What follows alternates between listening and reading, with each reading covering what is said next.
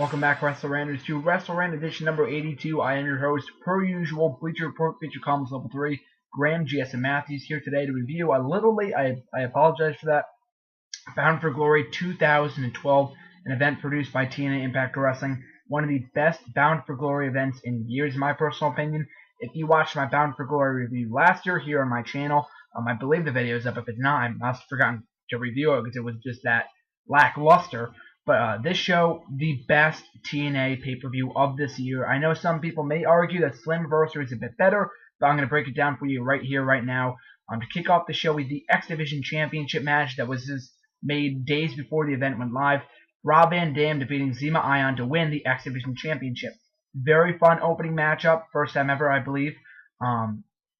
As much as I don't like RVD, a lot of people ask why I don't like RVD. Mostly it's because of the fact that he hasn't changed his gimmick since he started wrestling in ECW 15 years ago. If you take his character from now to what he was 15 years ago in ECW, it practically hasn't changed a bit, other than the non-smoking thing on television and whatnot, because we're in 2012 and not 1996.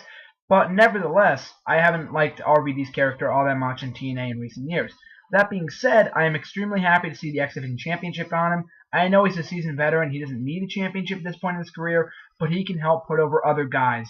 The guy that eventually defeats Rob Van Dam to win the X Division Championship will be put over by huge by the former World Heavyweight Champion Rob Van Dam. So I think it's an excellent decision. It got the crowd pumped up for the rest of the night. Zema Ion wasn't doing shit with the belt anyways. He won the championship at Destination X. A lot of people thought he'd be holding it, myself included, till Jesse Sorensen came back early next year. But then again, we don't know when Jesse Sorensen will be back. So I think taking the title off Zema Ion for the time being is a good idea. Then maybe putting the title back on Zema Ion before Jesse Sorensen gets back. It's a brilliant plan. I really liked it. Opening match, really fun. Great way to kick off the show. Up next, television championship match between Magnus and Samoa Joe, a match that I've been really looking forward to for the past few months now. Former World Tag Team Champions together from earlier this year. So I told a great story throughout this match. Samoa Joe continuously going the rear naked choke on his former World Tag Team Champion partner. Samoa Joe picks up the victory here. His first Bound for Glory victory in exactly 5 years by successfully retaining his TNA Television Championship against Magnus. Again, a very good matchup. I would love to see more from these two going forward. Hopefully this is not the end of the feud, but Television Championship, it hasn't mean shit since he debuted in TNA a mere 4 years ago. Thankfully, they're giving it back some relevance by putting the title on Samoa Joe. So if Samoa Joe continues to deliver great matches night in and night out on Impact Wrestling each week, then I'm certainly for him being the TNA Television Champion. Magnus, a very impressive showing as well from the former British Invasion superstar. Up next, we had Bobby Roode versus James Storm in a street fight, the be-all, end-all of this feud that's been going on for almost a year now. As I said in my preview video, if you didn't see that, go back and check it out. Obviously, you don't really need to now because the event has already taken place. But nonetheless, to get my thoughts on the match or the feud between Bobby Roode and James Storm, my personal TNA feud ever. My most favorite TNA feud ever, if that's the correct word of choice there. But nevertheless, I love Bobby Roode. I love James Storm. I love Spear and Money even more. They were a great tag team. They've had a great feud over the last year. While I don't agree with the fact they should have taken the belt off Bobby Roode, they rather should have had Bobby Roode going into this event as TNA World Heavyweight Champion and James Storm chasing him as the Bound for Glory winner. Nevertheless, it's been a great feud, not over the championship in recent weeks. I know it hasn't gotten the best build on Impact, but still an awesome match of the year candidate, match of the night, obviously. There was blood everywhere, a brutal brawl between the two. King Mo barely getting involved. I know a lot of people are complaining about that. No complaints from me at all, mostly because I don't like King Mo. I don't really see the purpose in putting him in this match. I know they want to get him on the card of their biggest show of the year before he comes in Impact Wrestling in a few months. So at least he did one push or something like that. At least he got one move in, so it wasn't completely meaningless, but he didn't really fuck up the finish either. The finish was beautiful with James Storm hitting the beer bottle over Bobby Roode's head. That's the whole reason why this feud started a mere 11 months ago on Impact Wrestling when Bobby Roode beat James Storm for the TNA World Heavyweight Championship. Then following up the James Storm super kick, the last call super kick for the 3 count. James Storm goes over here. Amazing matchup, my favorite of the night, and as I just said, match of the year nominee. Cannot wait to see what goes on next for Bobby Roode and James Storm, both amazing characters. Hopefully the future is bright for both former Beer Money tag team partners. Up next we had Joey Ryan versus Al Snow. I went dinner to go during this match, so I'm not going to completely bash it or praise it because I didn't see most of the matchup. But still, from what I did see, it was a decent match. Joey Ryan did well in the ring, same thing as Al Snow. Al Snow, I have no desire to see in the ring, but he did okay here. Kind of a regular match of what it was. Matt Morgan returning to the organization during the course of the matchup, giving Joey Ryan the victory. So 2 huge victories there. Joey Ryan gets his contract in TNA Impact Wrestling while maintaining a heel status, because I thought Joey Ryan would go over here, and then after the match, he would befriend Al Snow by shaking his hand or something, some stupid shit like that. Thankfully, that didn't happen.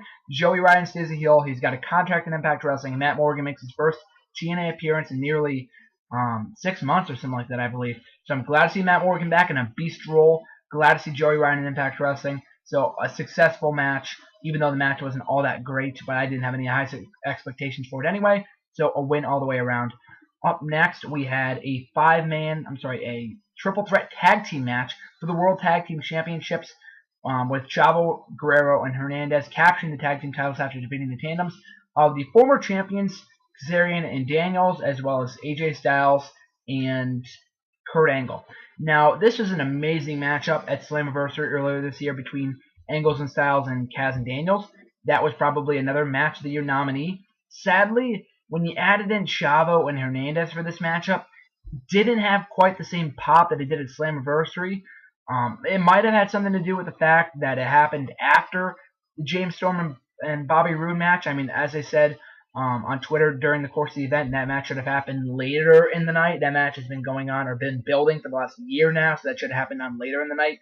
But nevertheless, it was a good match, a pretty entertaining match for the most part, particularly down the stretch, not really more so in the beginning. I really don't give a crap about either Chavo nor Hernandez. I'm not going to bash them as the new TNA Tag Team Champions. At least they have fresh feuds now. I loved Kaz and Daniels as Tag Team Champions, but I think putting the titles on Chavo and Hernandez will give them fresh feuds going forward, and maybe we see that Tag Team feud continue. As for AJ Styles and Angle, I have no idea where they go from here. I know they were bickering a few times during the course of the match, an Impact last week, so I don't know what they're going to go with that. I don't know if Angle's going to turn here or AJ Styles. I really hope not. Hopefully they just part in separate ways or stay as a tag team chasing the tag team championships. But overall, a disappointing match that is going to be a lot better than what we got. But even still, a fun match for what it was worth down the stretch.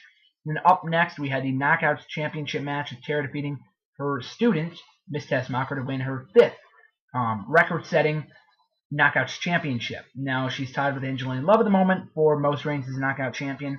A decent match. Kind of expected more from these two after what we saw at No Surrender and on Impact a few weeks earlier. But even still, a decent match. I thought it was going to go a little longer than we got. It was a little anticlimactic finish. The crowd didn't really care all that much about this one. Don't really blame them. Again, with the same thing with the tag team match. All this shit happened after the Bobby Roode and James Storm match, which the crowd was fucking hot for the entire thing through.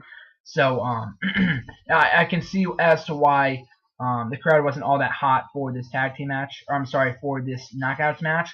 So I don't really blame them in that aspect of it. But Tara, the new Knockouts champion, would have liked to see Tessmacher go over, but sadly that wasn't the case. And then we got the big reveal of her boyfriend, of her Hollywood boyfriend, Jesse from Big Brother. I don't watch Big Brother. I don't even know what the fuck that is. I don't watch television all that much outside of wrestling. I know I'm a loser, but even still, I just don't watch any pop culture or whatever the hell that is. I have no idea who that guy was. I know a majority of the fans in the Impact Wrestling arena that night didn't know who it was either. They were chanting, "Who are you?" which was pretty funny. But even still, the match, I thought it was good. Hopefully they can do the feud going into Turning Point next month as well. So up next, the big reveal of Aces and Eights. We had the tag team match with Sting and Bully Ray taking on 2 members of Aces and Eights. Fun brawl, not as good as the Bobby Roode and James Storm brawl earlier in the night, but it's still a good street fight. They utilized a stipulation I didn't even know was no disqualification even before until the match began. They made it clear in commentary. I don't know why they waited until the last minute to hype that, but even still, it was a good match. Bully Ray, I thought at one point would turn on Sting. Sadly, that wasn't even the case. Bully Ray was the one who got pinned here. He was the one who got pinned here. He took the pinfall for his team. That was a bit shocking, but even more so shocking was the fact what happened afterwards was the fact that the big reveal of the leader, not more so the leader, but one of the members behind Aces and Eights was Devon, returning to the company. I marked the hell out for this. Nobody, and I mean nobody, saw this coming. A huge reveal. I know a lot of people were like, WTF, what is this? Makes no sense whatsoever, so confused. I don't give a crap at all. TNA almost always swerves us at Bound for Glory each and every year, and I am so glad that one of their swerves this time around actually worked. It was actually shocking, and it actually was successful. That's why I love this angle so much. Sure, Devon may not be the leader behind Aces and Eights, but he sure as hell could be a member. Did not see him return to the company. That's what made the thing so much more epic, was the fact that he left the company a mere month ago and then coming back a month later a part of Aces and Eights. That's amazing booking right there. Kudos to TNA Creative for coming up with such a shocking and successful angle. I'm really looking forward to where they go from here. I wanted the Aces and Eights to end on this show. Now I'm more so excited for the stable than I ever been since they started up the show, or since they started up the angle 4 months ago. So I'm really excited as to where they go from here, and hopefully it ends well and they don't do all this stupid shit with it. But Bully Ray's face was priceless when he was talking to Devon, like, how could you do this? And the fans were chanting, this is awkward. I was laughing my ass off. Awesome segment. Up next, the main event, Jeff Hardy versus Austin Aries for the TNA World Heavyweight Championship. An awesome matchup. Jeff Hardy scores the pinfall and becomes the new TNA World Heavyweight Champion for the 3rd time in his career.